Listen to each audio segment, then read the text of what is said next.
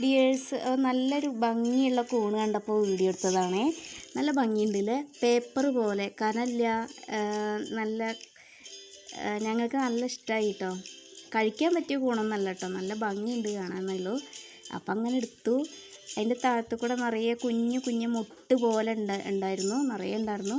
പിറ്റേ ദിവസം ആകുമ്പോഴേക്കും അത് ഇത്ര വലുതായിരുന്നു, തോനുണ്ടായിരുന്നു കേട്ടോ. ഇത് കുപ്പിയിൽ ചീര ഞാൻ ഒന്ന് പരീക്ഷിച്ച് നോക്കിയതാണ്. എൻ്റെ പരീക്ഷണം വിജയിച്ചു കേട്ടോ. അപ്പോൾ ഞാൻ നിങ്ങളുടെ മുന്നിലേക്ക് ഇത് കൊടുന്നതാണ്. എങ്ങനെയുണ്ട്, കൊള്ളാവോ? അപ്പോൾ ഇങ്ങനെ ഒന്ന് പരീക്ഷിച്ച് നോക്കാം കേട്ടോ എല്ലാവർക്കും. ഞങ്ങളുടെ മീറ്റർ പയറിൽ ആദ്യത്തെ പയറാണ്, വിത്തിന് നിർത്തിയതാണ് കേട്ടോ. അത് അനൂസ് ആദ്യം അറിയാതെ പറിക്കാൻ പോയി, ഞാൻ പറിക്കാൻ അയച്ചില്ല. വേറെ ഉണ്ട് കേട്ടോ അതിൽ, വേറെയും പയറൊക്കെ ഉണ്ട് ഇടയിൽ കൂടെ. കുറച്ചൊക്കെ കിട്ടി, ഞങ്ങൾ ഒരുമിച്ചല്ല എന്ന് മാത്രം. അങ്ങനെ 2-3 ആയിട്ട് ഇങ്ങനെ കൂട്ടി വെച്ച് ഒരാഴ്ച കഴിയുമ്പോഴേക്കും ഒത്തിരിയൊക്കെ ആയി ഞങ്ങൾ ഉപ്പേരി വെച്ചു.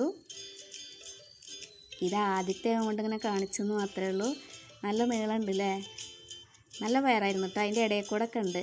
ഞങ്ങൾ സ്റ്റൂളൊക്കെ വെച്ചിട്ടാണ് കയറിയത്.